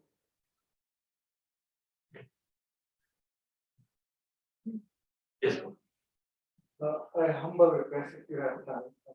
You told us two stories when Hanuman met Sita and Sita gave Chudamani as first evidence. And some stories, you said there were three stories and you told us two stories. And if you have time to tell us the third story. The third story is a Kakasur story, where that crow was pecking at Sita in Chitrakoot. Ram was sleeping on her lap. And when Ram woke up and he saw this crow pecking Sita, he picked up a blade of grass and threw the grass at the crow. The grass turned into a Brahmastra, chased this crow all over the universe. And finally, the Kakasur was actually Jayanta, the son of Indra. The crow came and fell back at the feet of Ram. And the crow was so exhausted that he fell at the feet of Ram, but his head was that side and his back was towards Ram. Sita turned his head towards the feet of Ram. And then Ram said, since you have taken shelter at my feet, I'll let you go. But because you have the Brahmastra released, I have to remove one eye. So Ram used the Brahmastra to remove one eye of the crow. And Jayanta was allowed to live presently. That's the second story. That's the third story, sorry. Yes. Okay, can we call Vanaras technically monkeys or are they different than monkeys? It's a different species. It's a different species only. They live on a planet known as Shloka. So they don't exist on the planet. They only came for the particular purpose for which they had come for, and they went back. Now they all in Shloka. You can go there. Yes.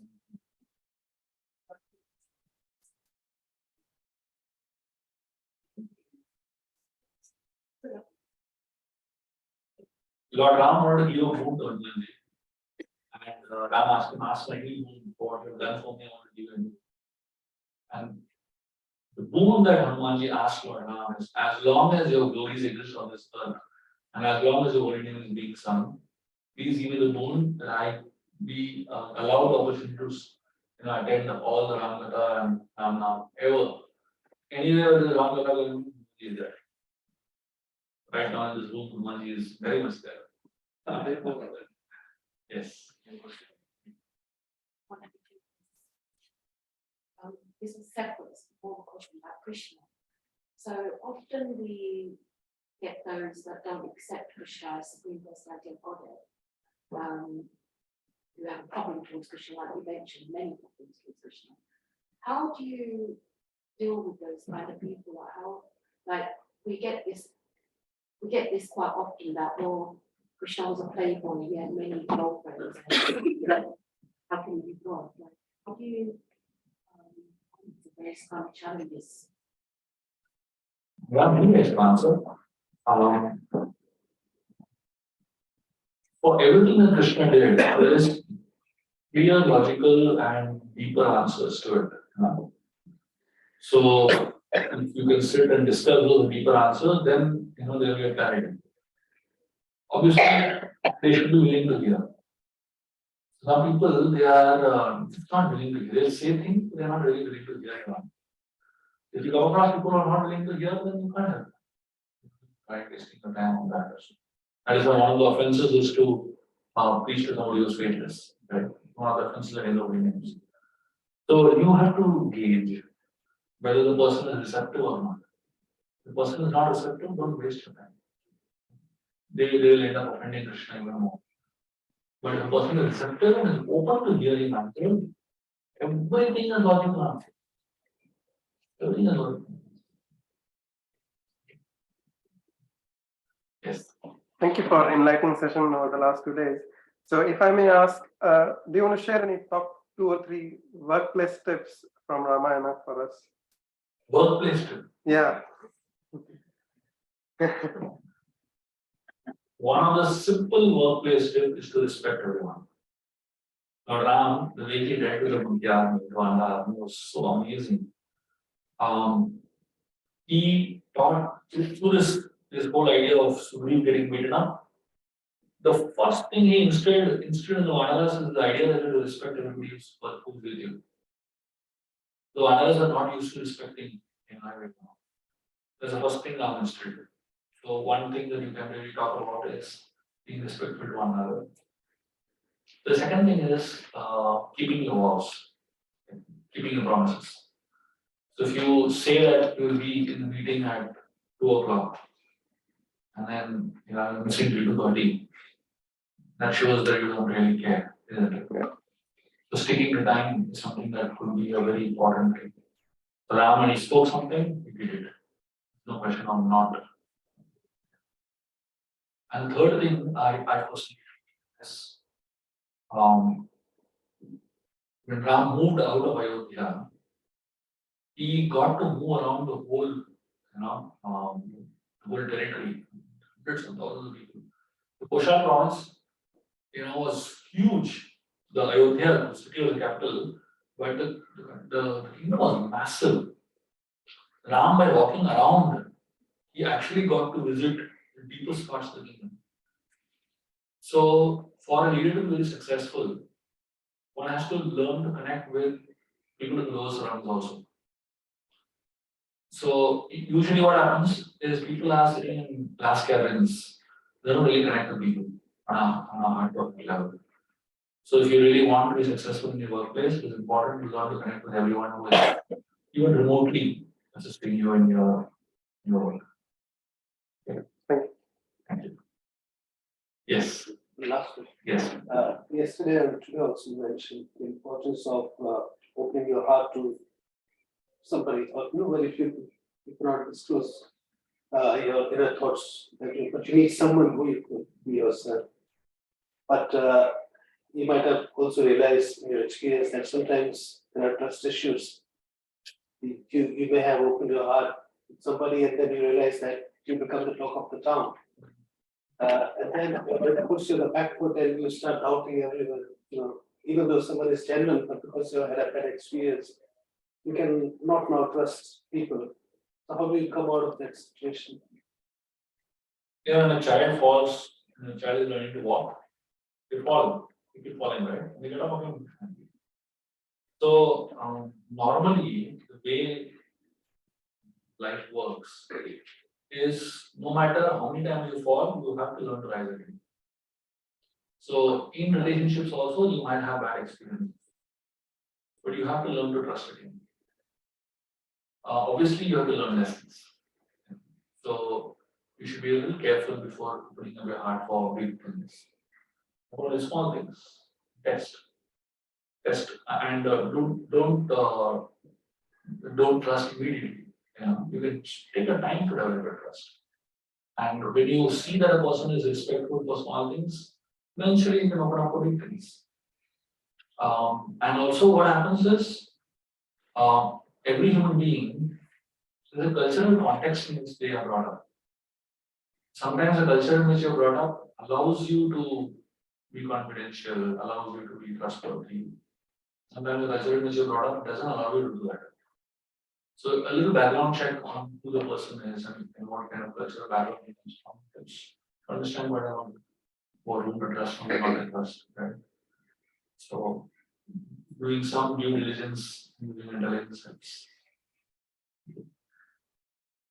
Thank you very much, everyone, for being here, being a part of this course. I want to just tell you one small thing before we leave. Over the last many years, I have been writing books and connecting with people, connecting with hundreds and thousands of people across the world. I found one thing very interesting.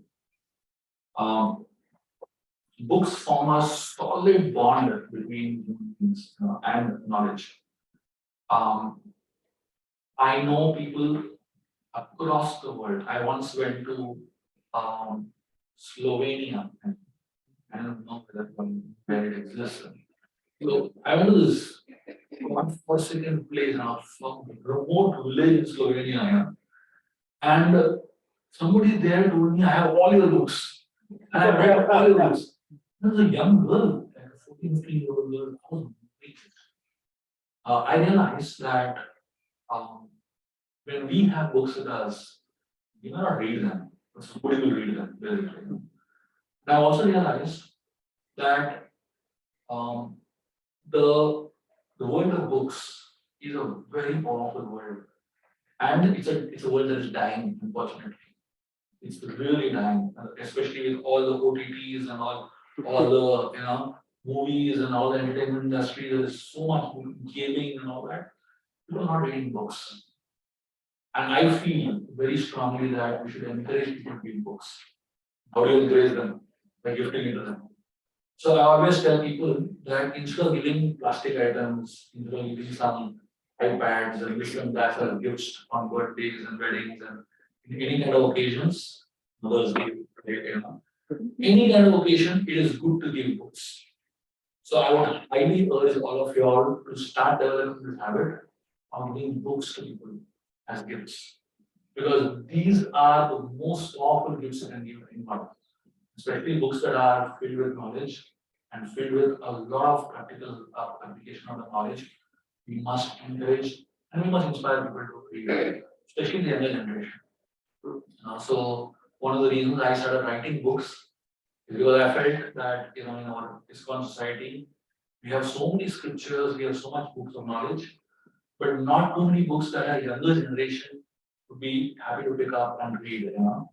So try writing books in that direction where youngsters can just quickly read in the form of novels, in the form of quick stories and stuff like that. But within that, it's capsules of information and knowledge. So please, all of you, if you can just take back this one habit from here, gifting books to people, it will be really, really nice. Thank you very much. And please do stay in touch with me. If anybody wants to stay connected, I can connect you all to the WhatsApp community and get all information, courses, etc. Be honored and happy to serve all of you. Thank you very much. everyone. Thank you for joining us over the last 2 days with Shubha Vilas Prabhu. I'm sure you'll appreciate that we could have had many more days. And so hopefully, Prabhu, if you're available, we'd like to have you for at least a retreat with us. I think it would be amazing to have you over like a 3-day weekend. As this year is the 50th anniversary of Shri Shri Radha Gokulananda, we've been blessed to have many great devotees come give discourses. But I truly feel this was really special because it was really relevant to life. And we've got a lot of practical takeaways. As Prabhu mentioned, there's loads of books here, and I'm sure Prabhu will be willing to sign some. The other announcement I just wanted to make was, obviously today's Sunday, so there is Sunday Prashadam, so there's a Sunday feast that you can enjoy. And there are, Prabhu is also doing other programs. So on the 16th, he's at Soho Temple for morning class at 7:30 a.m. On the 17th, Prabhu is back here with us for a morning class at 7:30 a.m. as well. And on the 19th, there is a big Mahasangha here at 7 p.m. in the evening. So please do come. And as Prabhu said, he's more than welcome to stay connected with you. So you can approach Prabhu and join the wonderful WhatsApp group as well. So let's give 3 big farewells to His Grace Shubha Vilas Prabhu ki jai.